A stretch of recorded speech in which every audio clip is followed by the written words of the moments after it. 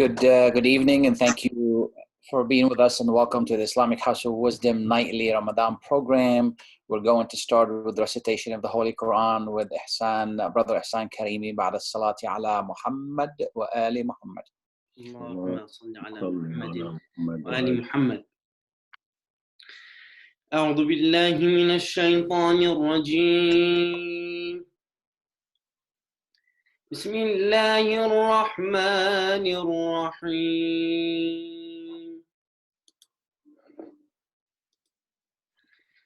إذ قال الحواريون يا عيسى ابن مريم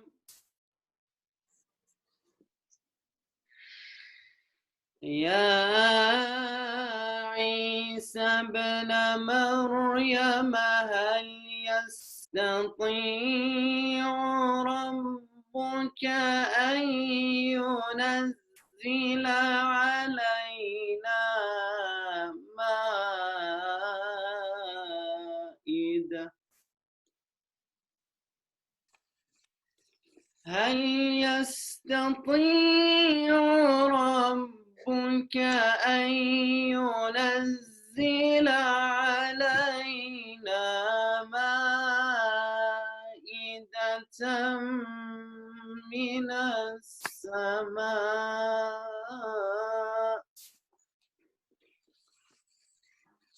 قال اتقوا الله إن كنتم مؤمنين قالوا نريد أن نأكل منها وتطمئن قلوبنا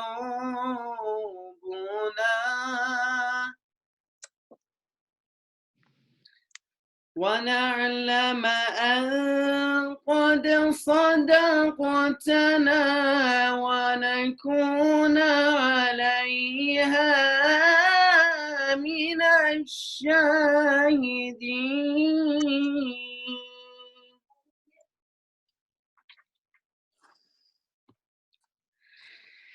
قال عيسى ابن مريم اللهم ربنا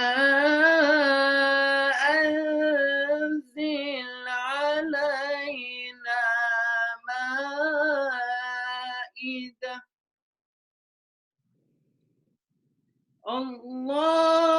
اللهم ربنا أنزل علينا مائدة من السماء تكون لنا عيدا لأولنا وآخرنا وآية منك وارزقنا وأنت خير الرازقين صدق الله العلي العظيم صلوات اللهم صل على محمد وآل محمد. أحسنت. بسم الله الرحمن الرحيم والصلاة والسلام على سيدنا محمد وعلى آله الطيبين الطاهرين. Good evening and welcome to the Islamic House of Wisdom nightly program, Ramadan program. And I'd just like to remind you that some of our programs starts at noon with delivering meals. There are humanitarian programs that Islamic House of Wisdom is providing at 12 p.m. every day, delivering meals in the community. Anybody who needs food and or for themselves or for their neighbors, please stop by Islamic House of Wisdom to pick them up. At 2 p.m. Holy Quran recitation, 6 to 7 p.m. Thursday, Sunday Youth of Wisdom Zoom interaction program, 9:30 p.m. The nightly program starts with Dua Iftitah, and at 10 p.m. the program that we're on today.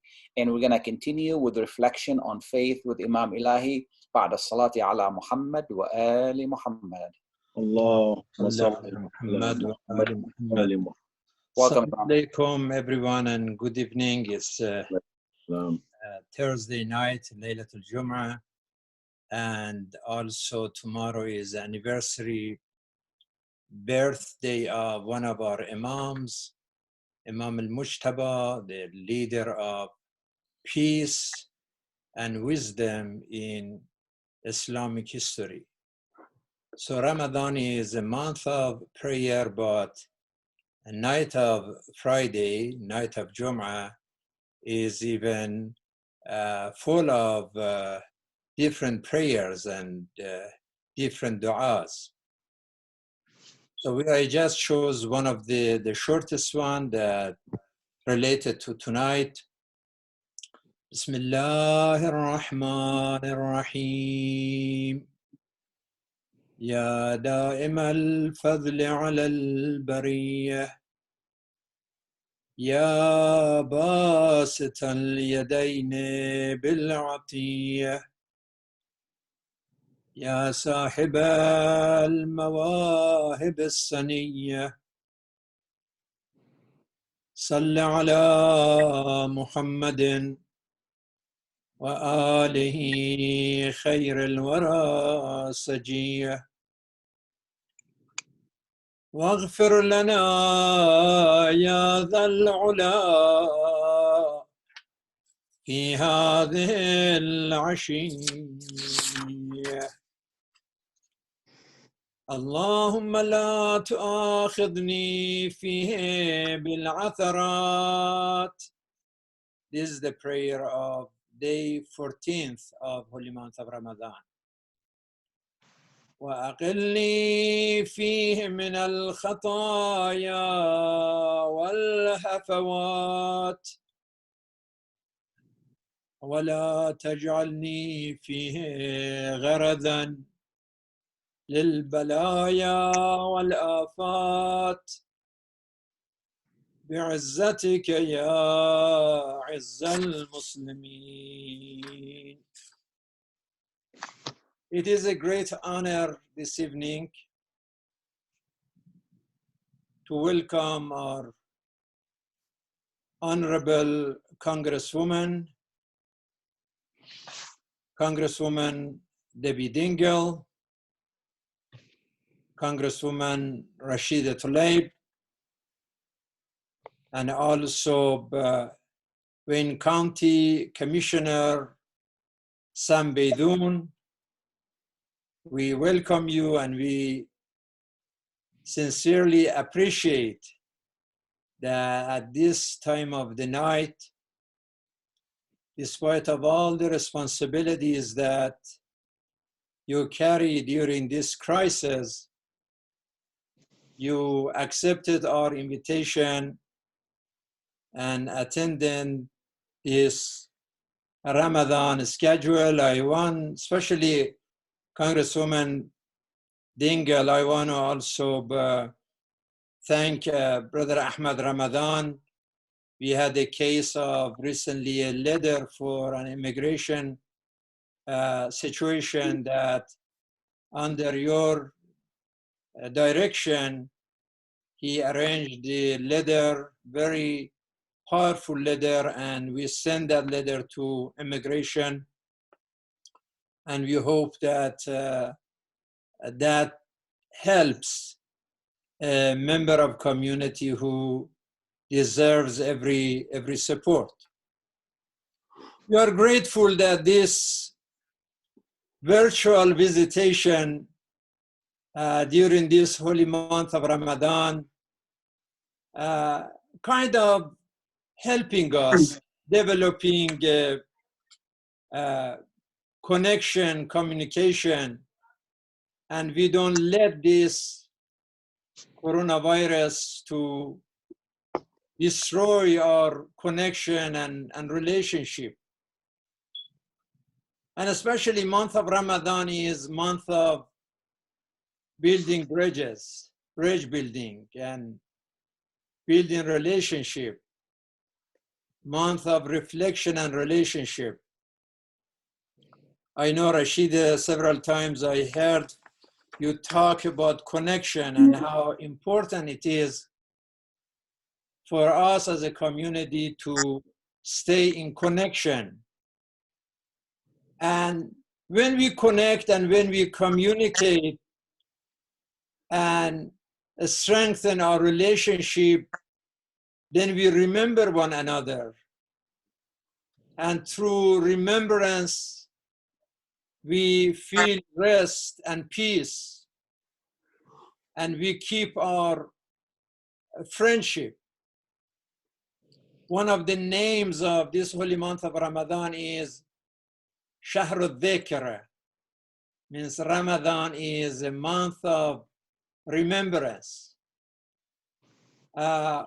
Almost 280 passages in our holy book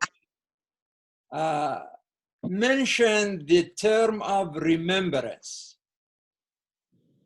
And I had a look at the Bible, and I found that tens and tens of verses in the Bible also relate and refer to the importance of remembrance.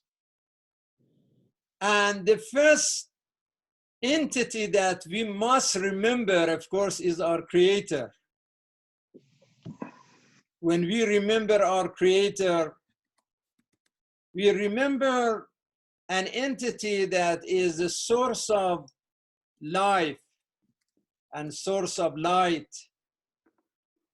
guidance and grace, source of wisdom and love, source of friendship and forgiveness, and He is a source of peace and salvation. Today, the worst virus in the world is not really the coronavirus, although this is so bad, this is a deadly disease, this is a nightmare, but a nightmare worse than coronavirus is the nightmare of negligence, that human beings suffer from two fundamental, the most fundamental disease in human soul is the disease of ignorance, what we call it in Arabic, al-jahl. And the other one is negligence, what we call it al-ghafla. So when we human, we forget the source of all the gifts and blessing, when we forget our Lord, when we forget our Creator, and we forget the commitment, the covenant, the agreement that we signed in our spiritual world, even before we came to existence in this physical form, we made a covenant to remember Him. The moment that we forget Him, that is the moment that we forget our own entity, our own identity, our own integrity. And that forgetfulness is one of the most serious sin for human soul, is the sin of forgetfulness. And I like the expression of the Pope that a while ago, he used the term of spiritual Alzheimer. And that is the absolute spiritual forgetfulness. And that is really the worst disease. Because when that happened, in the quagmire of negligence, the other spiritual and psychological diseases develop. The virus of ego, the virus of arrogance, the virus of greed or selfishness, the virus of hate and prejudice, dishonesty, racism. These are the worst diseases for human life. Although this COVID-19 has killed so many people in our beloved country, now over 70,000 people have been killed by this coronavirus. And this is up today, May 7, 2020. But if we look at the number of people who have been killed all over the world, out of that forgetfulness, out of that spiritual virus, out of human greed and selfishness, the number is much, much higher. And look at the number of casualties in Iraq from 2003. The minimum, the study is related to the minimum death in Iraq was 1.5, and some study says 3.5. I mean, if you look at the number of people in Syria, in Afghanistan, in Libya, in Yemen, in Gaza, in other areas, it's just horrible. The victims of wars and violence and terrorism that all are based on those spiritual diseases in human soul.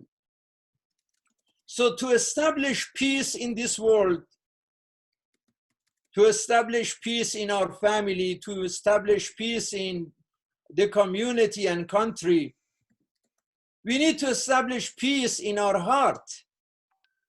And the heart is the center of our soul. The Quran mentions al-qalb or al-fu'ad or as-sadr.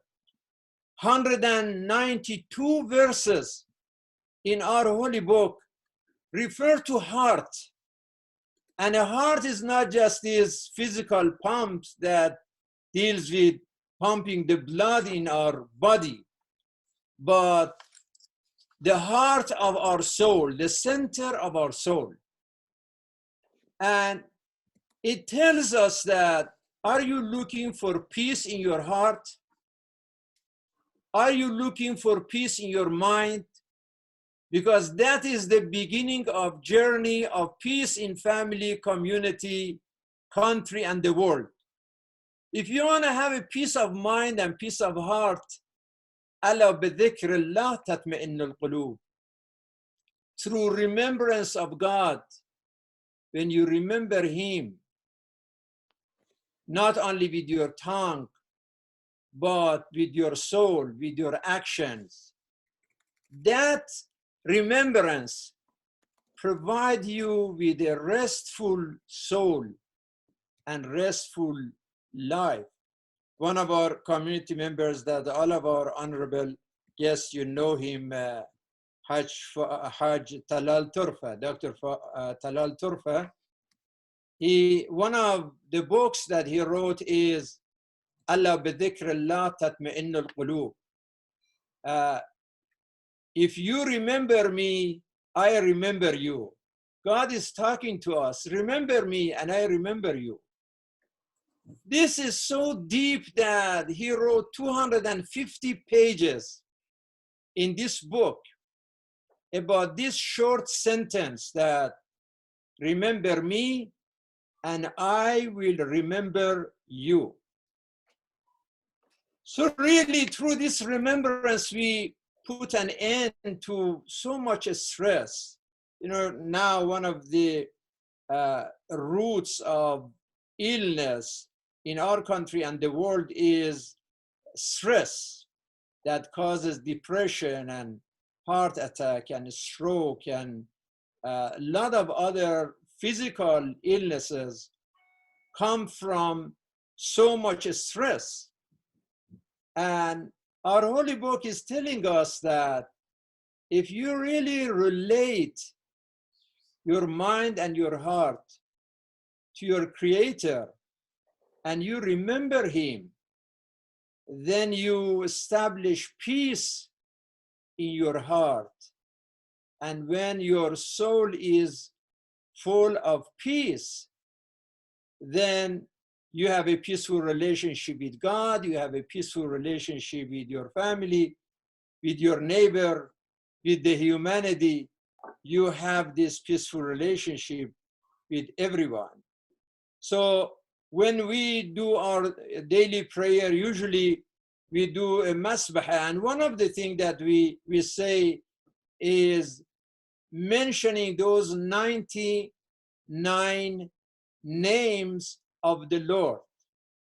And just mentioning the names and reflecting on those names and thinking about it and having those names and those titles as a model for our attitude, for our behavior, for our soul, makes our heart full of peace.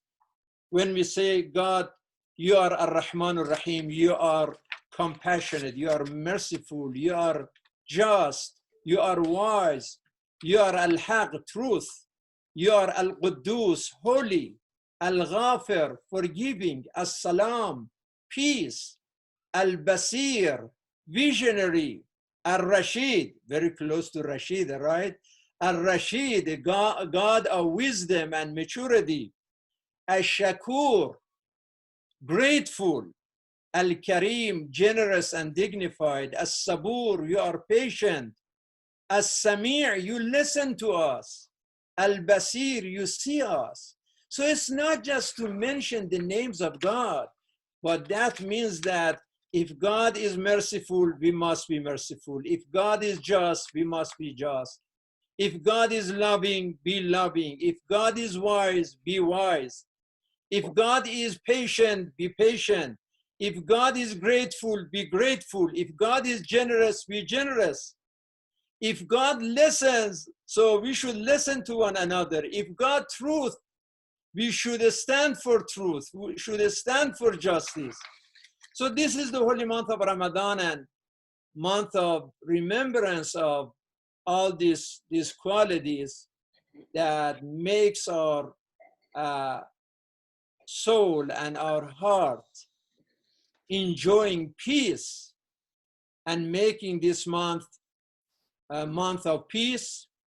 And anywhere that we see the absence of peace, that means that remembrance is absent. That means that God is forgotten. That means that human diseases like ego and arrogance and dishonesty and greed, these diseases are the one that governing the human life and makes all these physical and spiritual diseases in the world and all this political and all this fighting and all this selfishness that we are observing all happened in the absence of dhikr, in the absence of remembering our Creator, remembering when we don't remember, we cause end to this problem. So the forgetfulness is the fundamental serious sin, and remembrance is the first duty, and that is why the holy month of Ramadan is called Shahr al-Dhikr, the month of remembrance, and the Quran is called Kitab al-Dhikr, Dhikran lil-Alameen, a universal reminder. And even Prophet Muhammad's job is to be mudhakkar. He is just a reminder. He is not supposed to force anything or impose anything on anybody, but just to remind everyone. Jesus was a reminder. Moses was a reminder. Abraham was a reminder.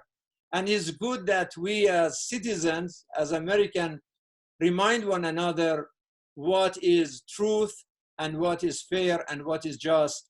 And we appreciate your leadership tonight, that we have two congresswomen.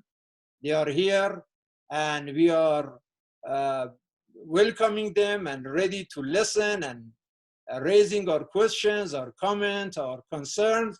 And we appreciate that you are from the community and for the community and serve the community. God bless you. Thank you, Imam. We appreciate it. And I'd like to welcome Congresswoman Debbie Dingell, Congresswoman Rashida Tlaib, and Wayne County Commissioner Sam Beydoun. Thank you so much for being with us tonight. And, you know, we're going to start with the Congresswoman Debbie Dingell, and just your thoughts and reflections. These are tough times. You have to deal with a lot of issues locally and in Washington as well. Please share with us your thoughts and what kind of updates that you can share with us. Then we can move to Congresswoman Rashida Tlaib, and then Sam Beydoun will join us. Well, I think that these have been very difficult times, that many people find themselves anxious, alone, isolated, frightened, worried about their jobs, worried about what their incomes are going to be, worried about how they're going to put food on the table. Can they afford to go to the doctor? Can they pay their rent and mortgage? Can they get the health care that they need?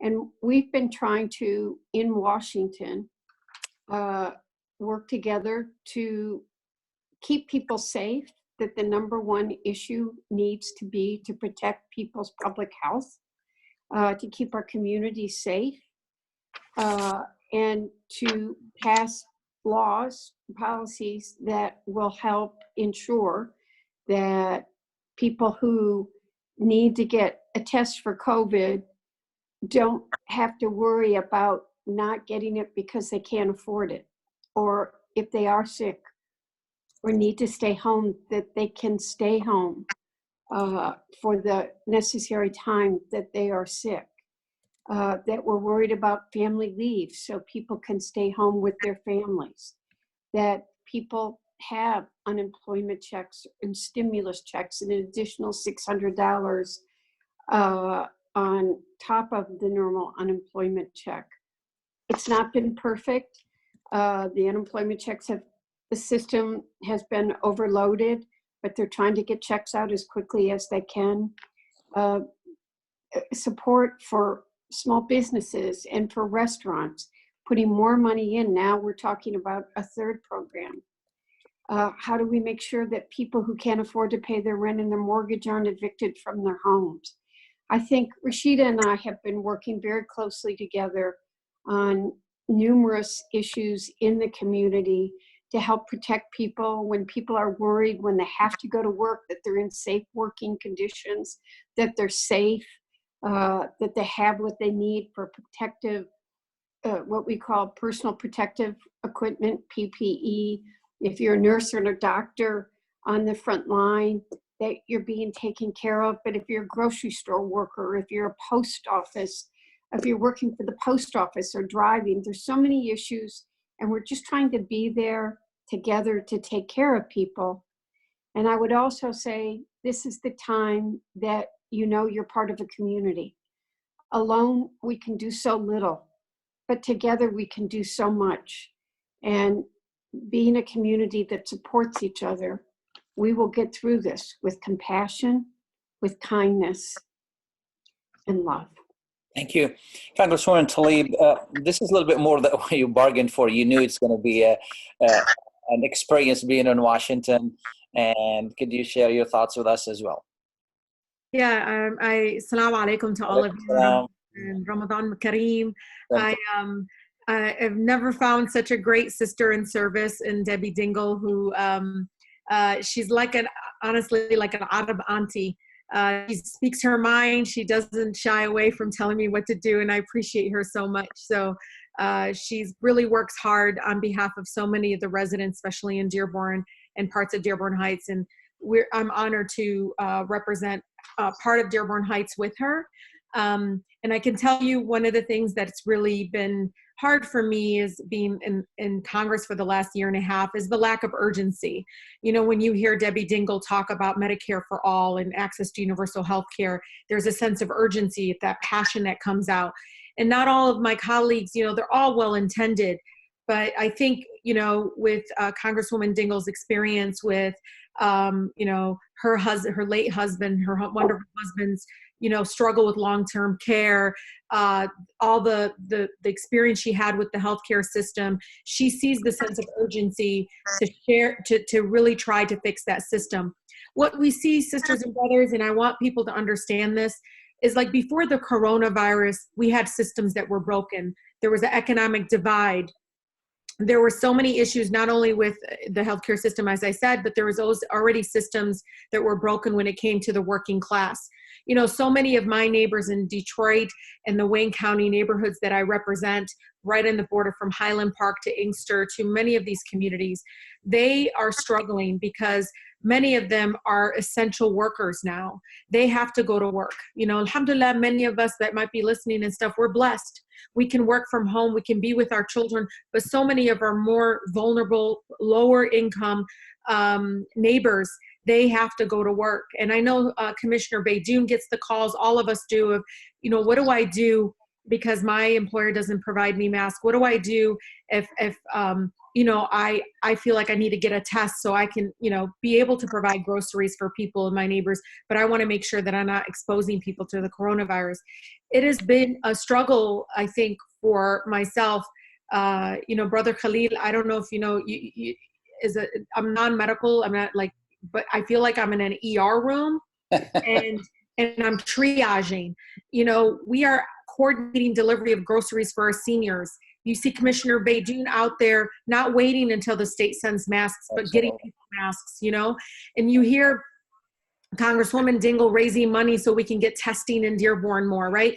And for us, we, you know, right now I just helped raise I just helped raise money again for diapers for mothers. You know, so this has been very painful. I mean, I think as Muslimin, one thing that I know, alhamdulillah, and I hope we're showing up in a profound way for our neighbors, no matter if we share their faith or not, right? This is the time to expose our faith through giving back to each other.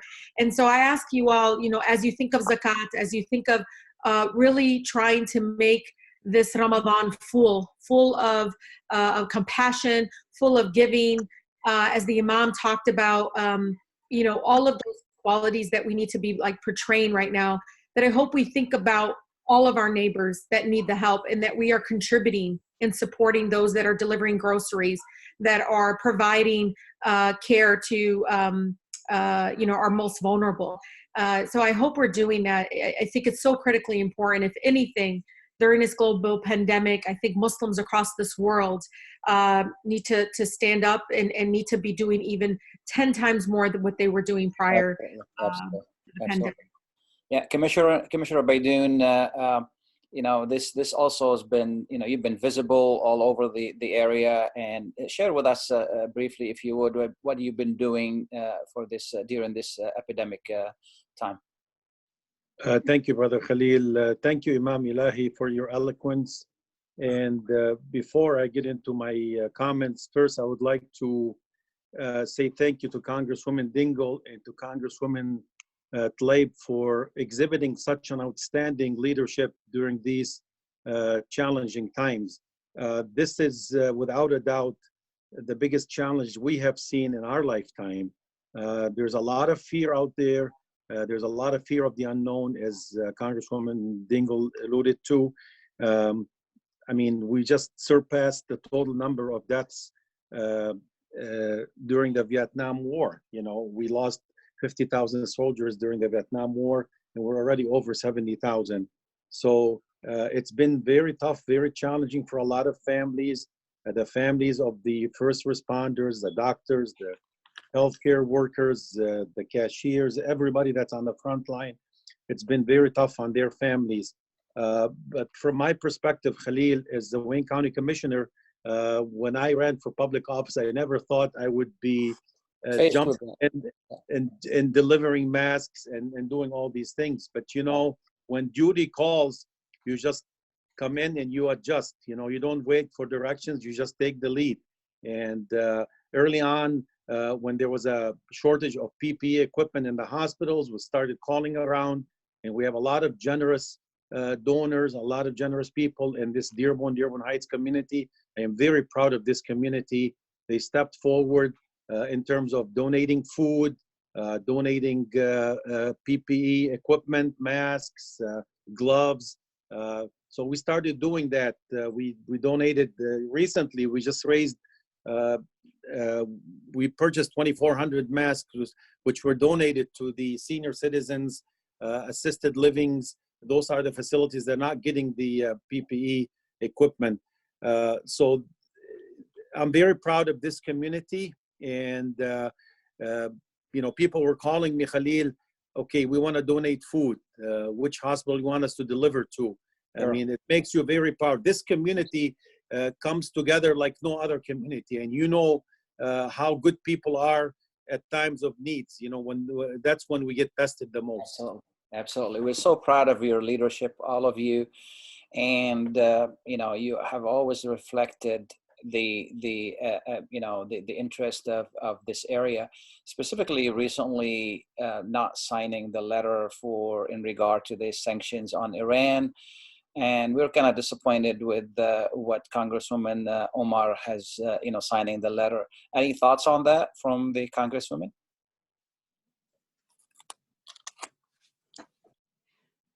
Rashida.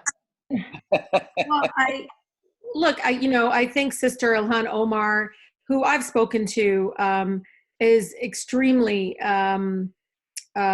sensitive, I think, to when it comes to arms embargoes and it comes to these various sanctions. And I think, you know, she did her due diligence and trying to figure out, she doesn't see this as a so-called certain organization supporting this letter. She saw this as a member of foreign policy. You know, my colleague, Debbie Dingell, and I do not sit on foreign policy committee. We have different committees that we sit on. That's why we work on water issues, infrastructure issues together. And I sit on financial services committee. So, you know, she plays a very different role.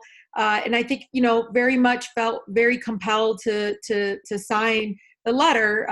But again, I'm not here to speak on her behalf. I just know for me, I very, very much know that different types of sanctions do not hurt the people that we're targeting, maybe leadership or whoever. It always ends up hurting. Yeah, it always ends up hurting the people on the ground. Yeah. And it hasn't worked. And we all know this. We saw it because I think so many of us, we're such a diverse community in my district and also in Debbie Dingell's district. We hear it from people that were directly impacted by sanctions in parts of the world, and came here and said, you know, we were the ones that hurt. We're the ones who ended up being hungry. We're the ones who ended up living in you know, dirt poverty. And so I just, you know, for me, very consistently always want to be centered around the people and what the impact would be with the people. And again, I don't ever want to be punished for something that President Trump does, right? I don't ever, it's true.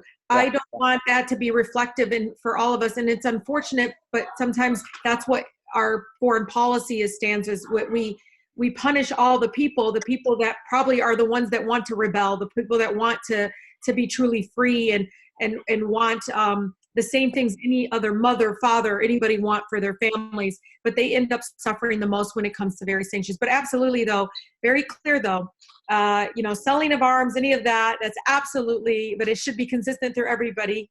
You know, Congresswoman Dingell knows how I feel about the defense budget and the fact that we spend so little on human services versus what we spend on war. And we've seen that impact from so many of people, again, feeling very much that they continue to be cut off and so forth. But yeah, I you know, didn't expect to be asked this question tonight, but I really urge people to read what she said and to also remember her strength from before and her courage on a number of other issues. I think we can be very constructive in how we express our you know, various views of actions that we have, but be very careful and so easily dismissive. And again, I'm not defending everything. I didn't sign it for my own reasons that I explained, but I think you know, in defense of a person that I do respect, that has stood with me on the issue of Palestine, has stood with me on a number of issues when it came to immigration, especially around ICE detention. You know, it takes a lot of courage. I mean, Debbie Dingell knows we have a lot of issues and concerns that we all work together on. Yeah. But if we're going to disagree, let's do it in a way where we don't personalize it. Let's do it in a way that's constructive. Let's do it in a way where we maybe use it as a teachable moment. Yeah, it's not really criticism. It's just it is on the community's mind and something that you know, needed to be brought up. May I say something? Yes, go ahead, please. Rashida is my sister, and I talk to her about many things. She and I have always been good friends, but she really has become my sister. And I'm lucky that I go to her and I get wisdom, and we talk about in depth many of the decisions we make, especially with regard to this community. And we both talk between each other. But Ramadan's a season of forgiveness. And sometimes people don't understand all of the, it may look very simple when you look what people do. The implication, yeah, the implication. And this is a woman that has been with this community many, many times. Sure. And you've got to look at, and when she stands with this community, she stands with this community when it really matters. Absolutely. This letter, if this community it needed her, if this community was under attack, this is a woman who would be with this community and always. And I just wish sometimes we could be a little gentler and a little kinder when we go after people in this community. Absolutely. Because you sometimes forget that there are people with big hearts who really care, and that the anger and that we go after people really can hurt people. People were angry. I think people were kind of questioning the call. So, and I think they have a right to question the call. They, you know, they expect. I agree, but people were angry, and it did hurt. Something differently, and then then the vote or what happened was not their wish, and you know, it is their expectation. The expectation of people, Congresswoman, in a sense that, well, we know the problem of leadership at this time for our country. You know, the moral leadership, we have problem that.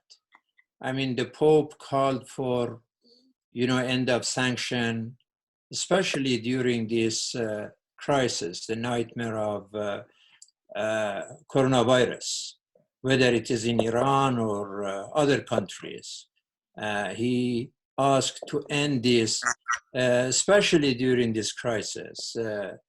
The Secretary General of United Nations, the same thing, asked. But we have a president that he is looking for total power. He says that I have total power, but he doesn't want to take responsibility. Then I'm not responsible for anything, and doesn't work. The responsibility comes with authority. You cannot have absolute authority, but then zero responsibility when it comes to morality and human being. I think the reason that some people, and I know that we as community, we have our own problems as well. We just waiting for something negative, but then we are not there. You know, the time that we have to be there, many of us are absent. And so it's not enough just to criticize if you are not acting. We have to be active and creative. But at the same time, you know, we expect people like yourself and Omar and other Congress people, our representatives, that we look at them as a voice of hope and source of inspiration and wisdom, standing for justice, standing for truth, to be very, very careful when it comes to certain foreign policy. We know Trump just vetoed the resolution that you guys put together. It was bipartisan. It was House, the Senate, regarding limiting the power of president when it comes to war, not to limit, to just get permission from Congress. So he just totally ignored that and vetoed that. Now, regarding this letter of Congresswoman Omar and the arms embargo, is that, you know, we have a Secretary of State that he is the top diplomat of our country, and his job is dialogue and diplomacy. I mean, that is a Secretary of State supposed to do, but he always talks about war and warmongering and not about diplomacy and dialogue at all. And now that they are out of options, now they are saying, oh, we are not out of that agreement. The agreement that they trashed that treaty and ignored it altogether. Now they are saying that, well, we want to use the same agreement that we destroy it to do this. A situation like that, is obvious that community, not just Muslim community, American nation, they expect from people wisdom, or congresswomen who are expected to speak right, speak out, and speak up for the truth, to not to be directed in such a bad way of signing a letter just because the Israeli lobby is, you know, pushing on that, or the Saudi money is behind it, or whatever. We don't know. I don't know. I know, and I just to be very clear, the organization that you're referring to, you know, I call very much are very opposed and very much targeting Sister Ilhan Omar. I hope we don't spend the night talking about it, but just to be clear. I want to be clear here, just on one thing. You know, your members of Congress, the people that represent this community that we're talking to, we didn't sign the letter because you've educated us. You've engaged us. You've talked to us about, you know, the pros and cons of even looking at this issue. You know, this is an opportunity for us to do the same for every member of Congress, right? And look at, again, as a teachable moment. And so, you know, Imam Elahi, Brother Khalil, I think absolutely we need to have this conversation, but we cannot be speaking on behalf of every single colleague out there. And I can tell you, I'm having continued dialogue, like I always do when I disagree with colleagues, but in a way that I feel like can get them to fully understand, you know, the various different views. You may or may not be able to agree, but I just know that when I have conversations with Sister Ilhan Omar, you know, even in her days as a refugee and the struggles of her family, there is a person that is extremely compassionate, fully knowledgeable and understanding of some of the implications. And really this letter, which was led by the Foreign Policy Committee, okay, that she sits on, it was seen not as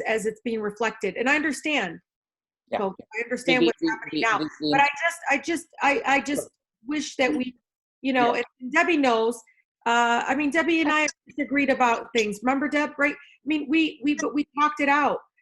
We were able to use this. I just feel like our community doesn't realize this, again, as an opportunity to teach, an opportunity to advocate, an opportunity to share that side of why this letter was counterproductive, why this letter actually endangers the people in Iran versus, you know, the leadership. You know what I mean? So this is something that I really do hope that people, again, use it as an opportunity not to attack or assume, but ask for a meeting, ask for a discussion, ask for, you know.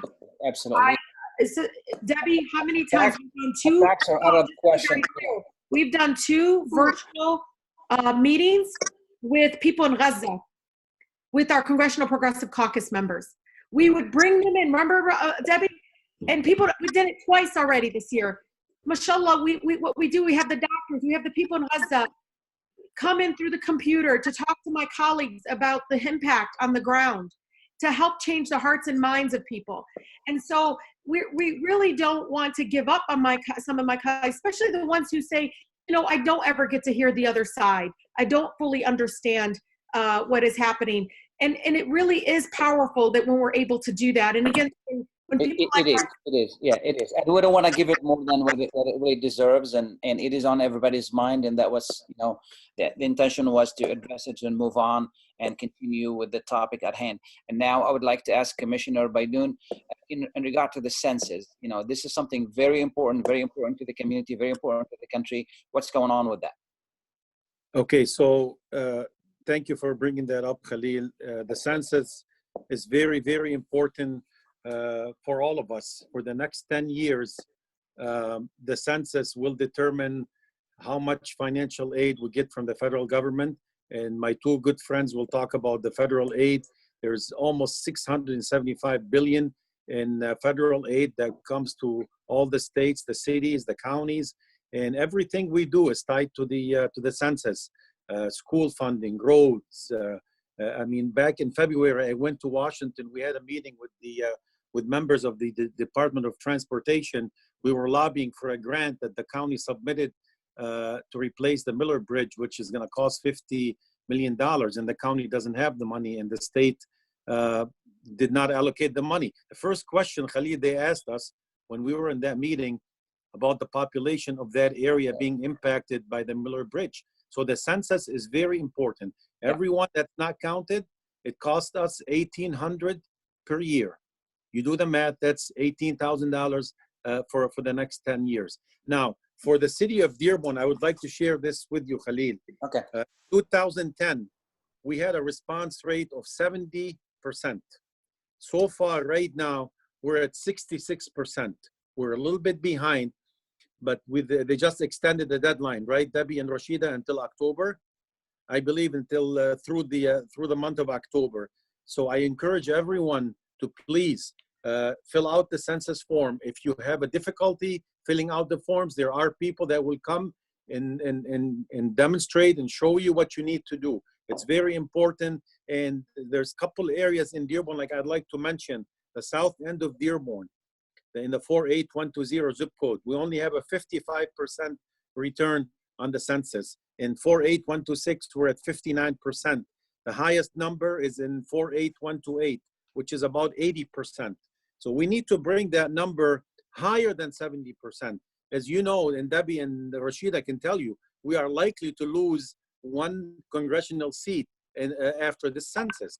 So the numbers are very important. It's very essential that we fill out the forms. We need to be counted. And contrary to what some people will tell you, Khalil, that the federal government is going to see these questions and they can go after you, ICE or the FBI. That's not the case. There's a law, and they can. My friends can talk about that. Illegal. It's completely illegal for them to share your information. For 72 years, right? For 72 years. Yeah. So Absolutely. we'll all be gone by then. Nobody is going to be around from all of us. So it's very important. If Debbie and Rashida want to chime in and on the census. Yeah, and I know, like, look, my grandmother lived in my city, Shama Allah Rahma, used to live in the South End, and I knew, for many of us, we're intimidated by filling out the form. And I'm telling you, it's such simple information. Who lives with you and everything. But I want you to know you can also call, and then I've been encouraging people. I've been telling my Spanish speaker residents and my Arabic speaking residents that you have a specific number just for Arabic speakers. It's 844-416-2020. Simple, 844-416-2020. And I'll tell you, when you call, and again, no matter how many times we tell people to fill out the form, I know it's intimidating. My mother has been in the United States for 40 plus years, but she still rather talk to someone over the phone. I get it. So I'm telling you, you have other options, please.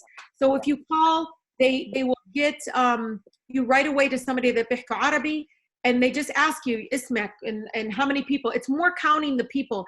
And it is $18,000, but I'm telling you right now, we lose so much money. I think we have $29 billion at stake for the state of Michigan, I believe. And again, we have to live with these numbers for 10 years. Yes. So please understand, this is a time to making sure that we're getting resources. you know, Sam, one of the things we hear from especially our neighbors in Dearborn Heights, overcrowding of classrooms. You hear that a lot. Understand how this is connected. When you make sure that you're counted in your kids, you know, all of them are counted in the census, you also make sure that it's accurate how much resources and funding your school districts will get. So you want to push against overcrowding of classrooms. You want to make sure that we have enough food assistance for like the free lunch program in the schools. You want to make sure that we have enough resources when it comes to, like, if we're trying to get grants for air quality in the South End or anything. They look at those numbers, how many people, how many children in that community. And so, and, you know, Congresswoman Dingell's been doing this longer than I have. She knows every single legislation, every single policy that comes through, they want statistics. Where do they go? The census. And if the census is going to fall short of the exact number of people that live in our community, then we not only lose money, we lose really quality policy advocacy because of that. So please make sure you call that number. Congresswoman Dingell, any thoughts on the census? Well, I think my brother and my sister were both very strong on it, but it also is health care dollars. We didn't talk about Medicaid and Medicare, so that we make sure. And Rashida talked about it, but I really don't. Our children, being able to make sure that our children don't go hungry. SNAP. I mean, it's basic dollars to help meet the needs of people in our community. And if we don't participate, we lose dollars. Yeah. What are your thoughts on, you know, we're going to start reopening the economy a little bit. Khalil, I'm sorry, when Rashida was talking, I was disconnected. And for sure, this was not a conspiracy theory, just the computer went out of battery, you know, somehow. I don't know, Imam, I don't know. I'm sorry that you never know, Imam. You never know. But my son Mahdi is there. He could continue my legacy. I don't know if you raise any question or anything that. Thank you. How can we get more testing so this reopening can get really more effective? Testing is Debbie Dingell's baby. Go ahead, Debbie. We're fighting very hard.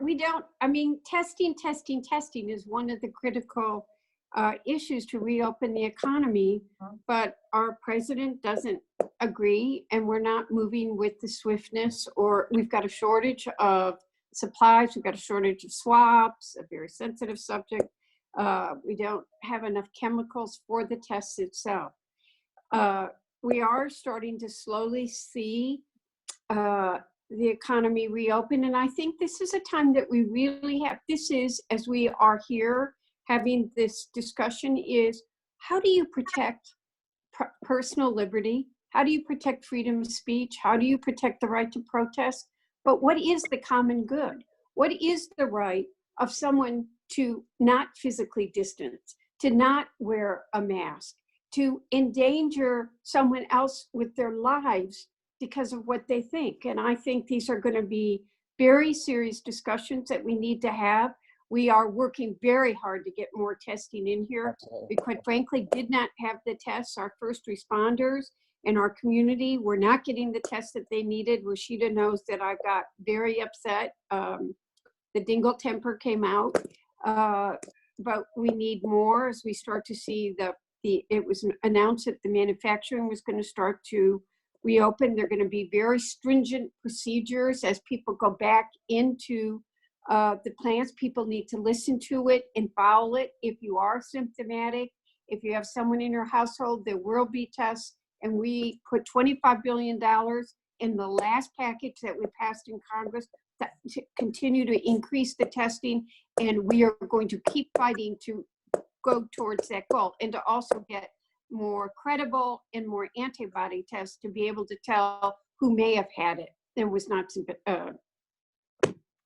I'm getting tired at this hour. We do know that you can be spreading it and not be symptomatic. Sure.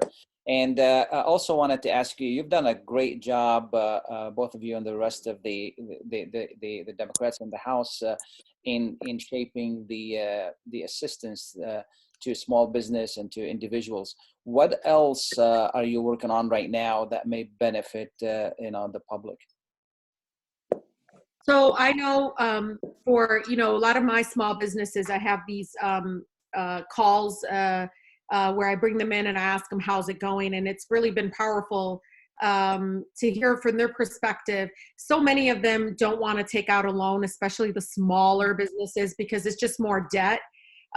What they do, which was very shocking to me, but I was very proud of them, is they said, you know, that one-time payment of $1,200 was great, but it needs to be reoccurring payments, because those, when you give it to the folks in the community, they will spend it in our local businesses, in our local establishment. So a lot of people are asking for reoccurring payments. You know, I have a bill that would say, you know, $2,000 per month for every single person in the household until the end of the pandemic. And then you all know, even after the pandemic is over, the harm will continue. So it'd be a year after the pandemic, they would get $1,000 a month. Again, it may not be the exact same thing, but I know in various caucus calls, and I know Congressman Dingell hears it, there is an appetite, probably because I've heard polling and information out there that both Republicans, Democrats, all outside of the halls of Congress do support a reoccurring payment where we invest in people. You know, the moratoriums that you have on rent, on water shut off, on mortgages, student loans are great. Of course, we want to support families during this time, but when the pandemic is over, those bills are still due, right, Khalil? They're still due. Absolutely. And so I know from small businesses, from those that own homes or rental homes, to those that have these very small businesses in the community, in various neighborhoods, that when they have people that can get reoccurring payments, they will have people that will spend it. You know, our residents or our neighbors, they don't hoard it like corporations do. It's unfortunate they don't save it, but they will go ahead and use it to bring down their debt, use it for groceries, use it for things for their families. And that alone, we know from economists and others, that supports our economy. Absolutely. Brother Mahdi, I just wanted to ask if he has any questions for our leaders. Assalamu alaikum, Haj Khalil, Imam Elahi, Congresswoman Rashida Tlaib, Congresswoman Debbie Dingell, and Commissioner Sam Beydoun. It's an honor to be amongst all of you. Thank you. It's very intimidating as well to be amongst individuals who are working on a daily basis, ensuring that you know, people are safe and their due diligence is taking place. They're wonderful people. Don't be intimidated. Right. Yeah, right.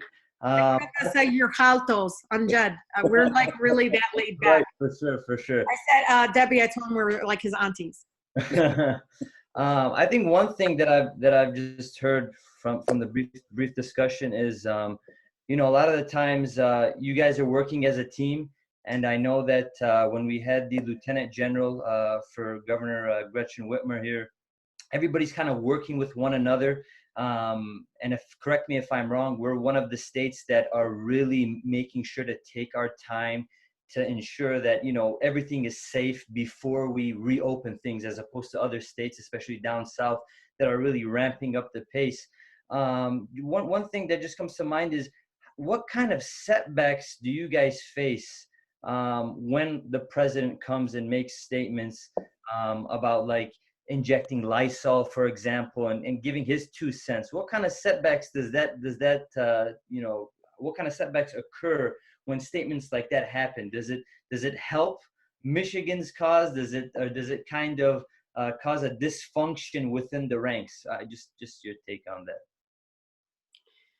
I think it's very complicated. I want to tell you that I think our governor has done a very good job. I know, as has Rashida. Rashida and I talk 10 times a day. But when she first saw the potential figures about what the death rate could be in this state, she felt that moral responsibility for the lives of the people of Michigan. And she listened to the scientists, she listened to the doctors. We are still in Michigan, weeks later, we're the 10th largest state in the country and continue to have the 3rd highest death rate in the country. For 3 weeks, we were the 3rd highest of COVID cases in the country, and we're still we're seeing a decline, but she had to do what she did.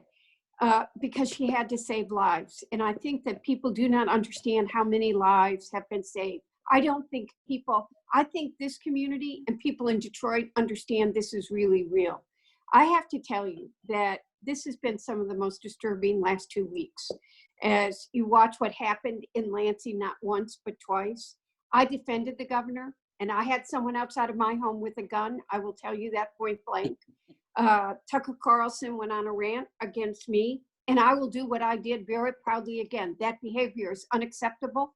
Fear and hatred are unacceptable. And when you already have a situation full of anxiety, behavior like that could lit a spark is just unacceptable. And when you see guns in the gallery of our state legislature, like we did last week, we see legislators wearing bulletproof vests because they're afraid of what's going to happen to them. I'm sorry, I just think it's wrong. We've got to pull together as a community, not further divide us.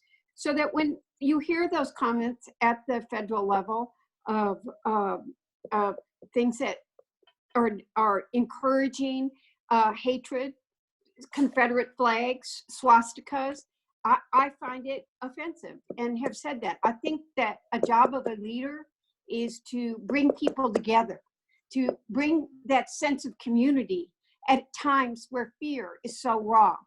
So I have been very vocal about supporting this governor.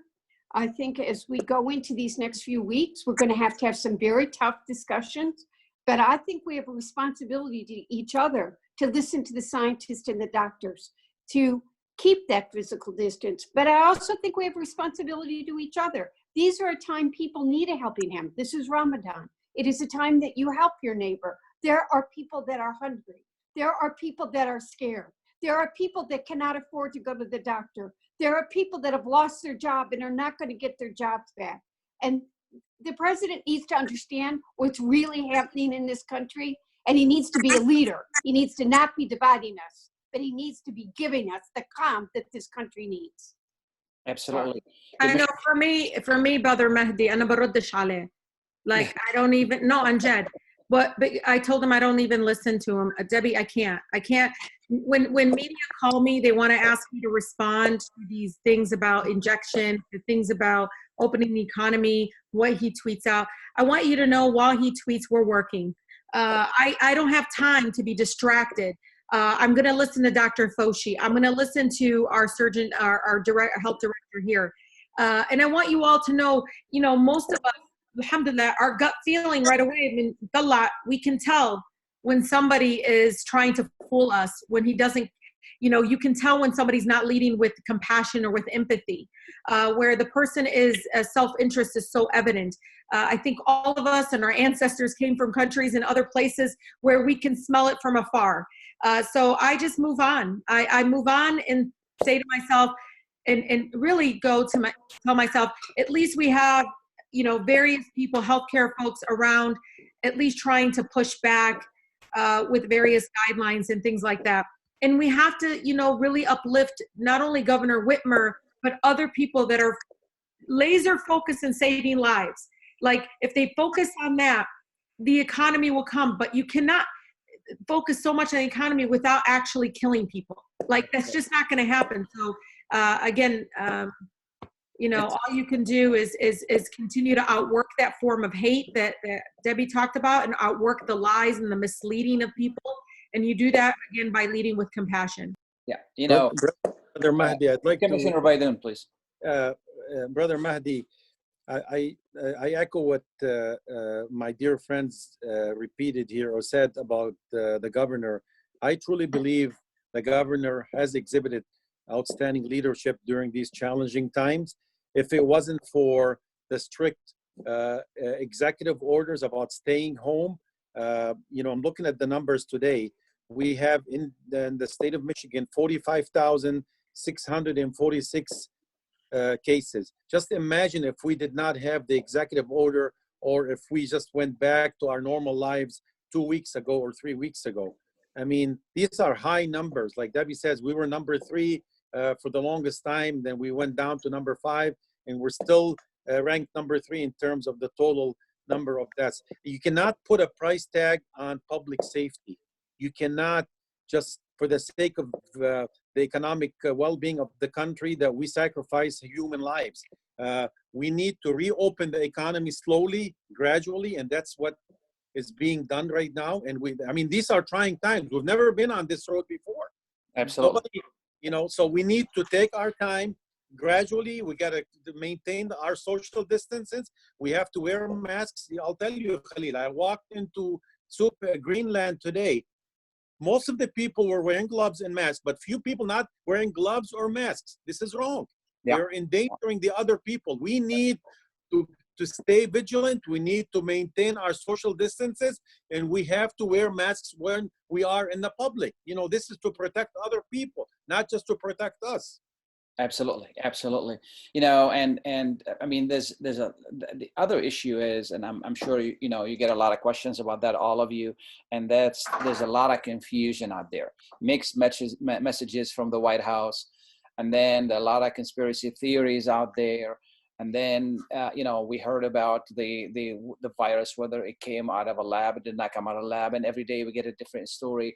So the public in general is also confused, sometimes about that, and we're not really getting that straightforward information from the White House. And this is why sometimes people are frustrated, And, yesterday I was looking at some information saying that whatever the president signed for the stimulus, this was prepared before. And I don't know what the truth about that. And I think people confuse coronavirus with COVID-19. Coronavirus has been around for a long time. COVID-19 is new. And people confuse that, and a lot of conspiracies. And when you don't get a straightforward information from the White House, it creates confusion. And I'm sure that you can agree with that. Yeah, and that's where, one of the things, Debbie taught me this, you're not the expert, you quote experts. Exactly. So look for the experts and really be centered around it. I mean, if you're not feeling well, you're not going to call your doctor, call the urgent care, call the clinics, this is so, when it comes to your health, please don't rely on Facebook posts and on, possible fake news or on any of that.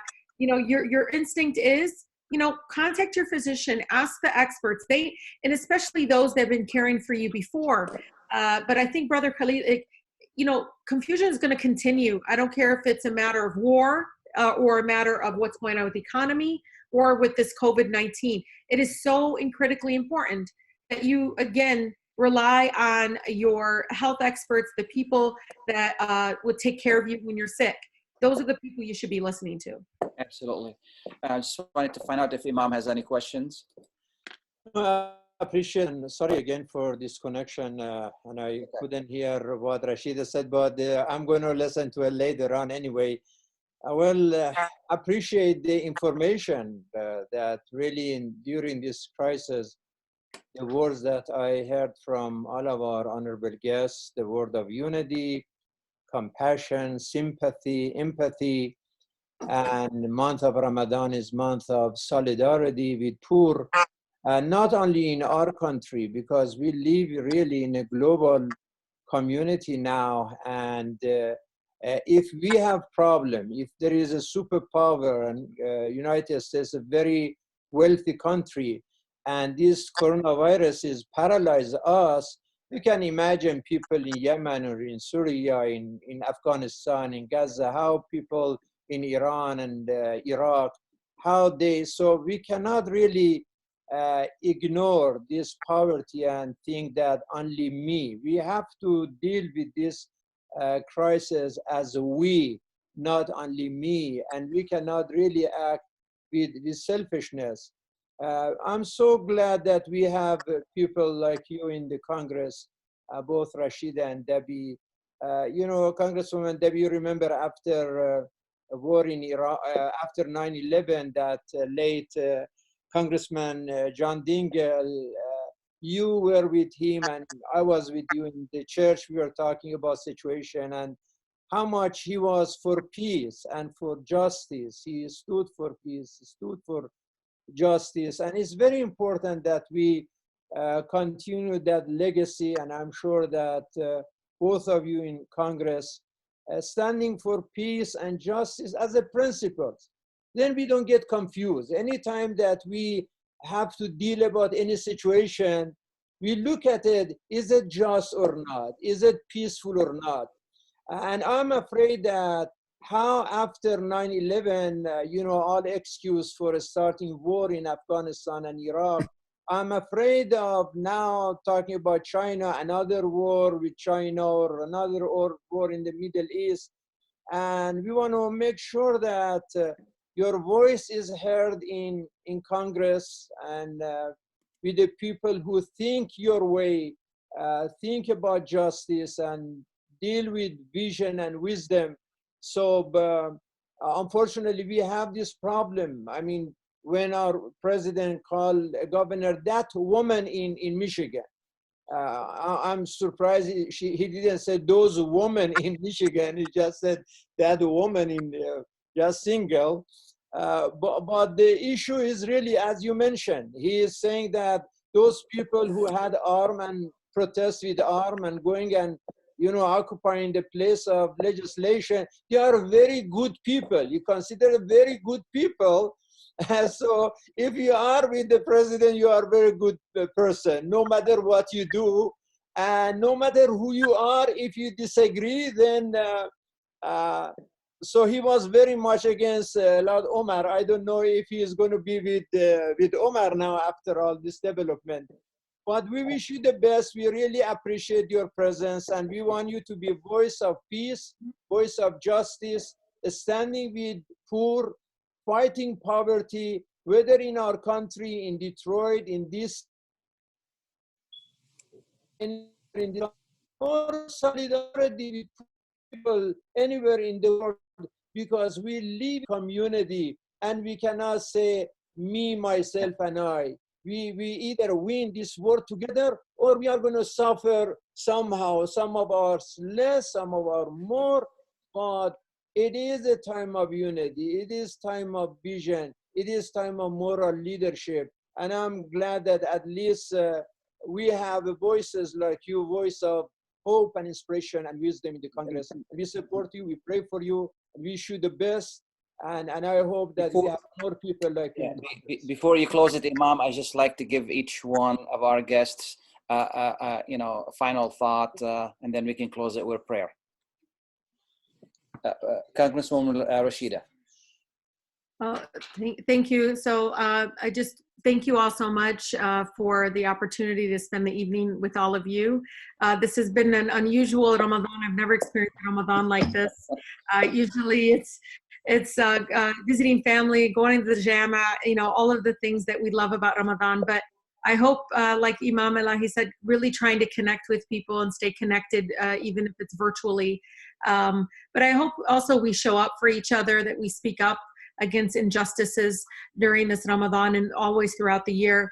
And I know, you know, this is a very difficult time for all of us, but, you know, for so many of my neighbors and people that I've been talking to, even just past week, seeing the African-American man jogging who was attacked and murdered.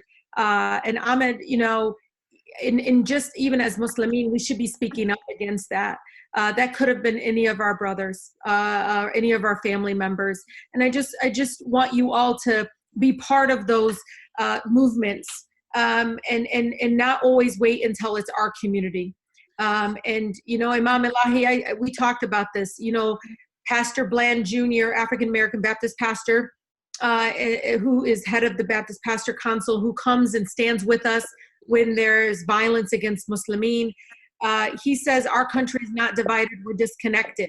And I feel like sometimes, again, we continue to wait until our community is the victim, as our community is being targeted. So I just hope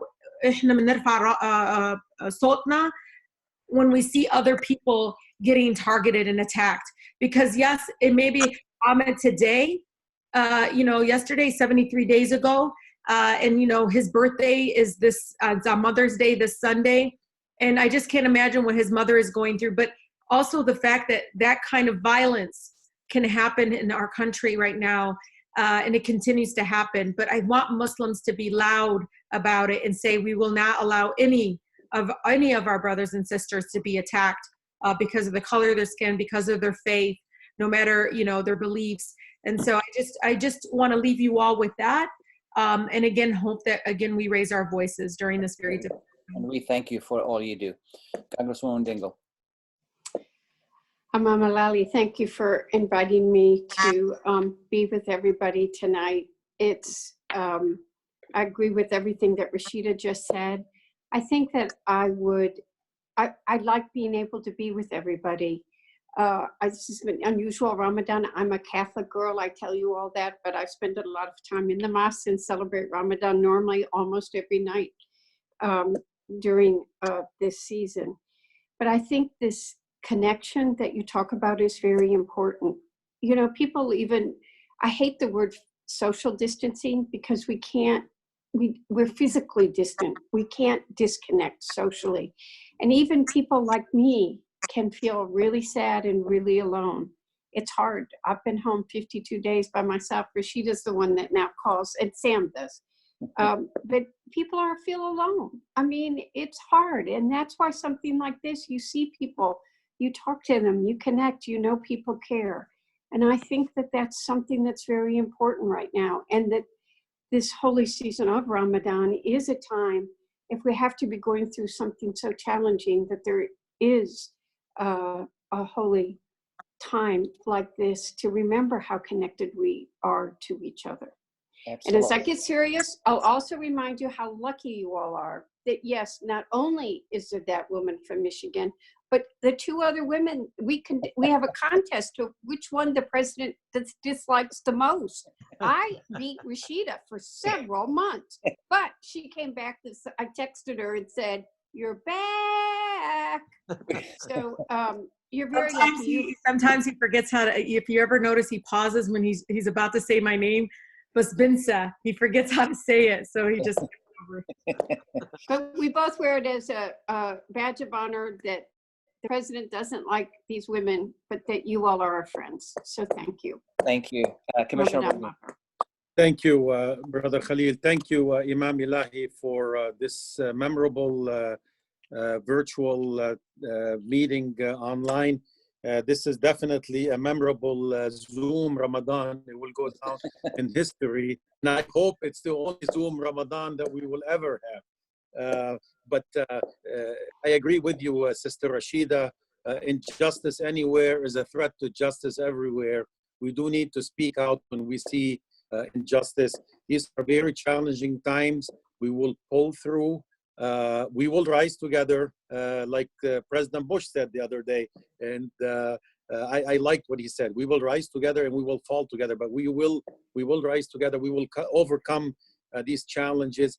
And I just want to put a plug for my friends here. Now, Debbie is running for re-election, and Rashida is running for re-election. And in 2018, the Arab American community in Dearborn Heights played a major role in electing Rashida Tlaib to Congress. She won by almost 1,000 votes, and most of them came from the 48127, the Crestwood School District. So I call on my friends, my community members, my family in Dearborn Heights to come through again and to support Rashida Tlaib big time, and also my good friend Debbie Dingell in Dearborn and Downriver. And we need to keep both of them in Congress, and they both deserve our support. They've always been there for us, and they will continue to be there for us. They are more than our members of Congress. They are part of the Arab American community's family. Thank you. Thank you so much. Imam, could you please close this meeting with a prayer? Thank you again, Congresswoman and Sam, all of you, Mahdi and Said Khalil. Wonderful night. And you know, thousands of people are watching us through not only Facebook of House of Wisdom, through so many networks. And this is one of the blessings of these virtual visitations, that our audience now are global. People from all over the world, we reach them and participate in this dialogue and conversation during this holy month of Ramadan. Of course, we pray for those who are suffering from this coronavirus. We pray for their families. We pray for the medical community, the doctors, the nurses, that they are helping those who are sick of this virus. And we pray for our leaders to unite us, to act with wisdom, with compassion, with empathy, with wisdom. And tonight is also the night of the birth of Imam al-Hasan al-Mujtaba. And tomorrow during my sermon, I will talk about this subject, but he was a hero of peace. And we pray for a world full of peace and full of justice, benevolence, brotherhood, unity, and love. اللهم ثبتنا على ولايتك وولاية رسلك. اللهم أرنا الحق حقا وارزقنا اتباعه والباطل باطلا وارزقنا اجتنابه. اللهم اجمع شملنا ووحد كلمتنا. اللهم اكشف هذه الغمة عن هذه الأمة وقنا من شر الفتن ما ظهر منها وما بطن. اللهم اغفر للمؤمنين والمؤمنات والمسلمين والمسلمات الأحياء منهم والأموات وتابع بيننا وبين الخيرات إنك على كل شيء قدير. وصل على محمد وآله الطيبين الطاهرين. Thank you very much, our guests, and thank you, our audience, wherever you are. God bless you and have a wonderful and restful night. Thank you. We appreciate you being with us. Good night. Thank you.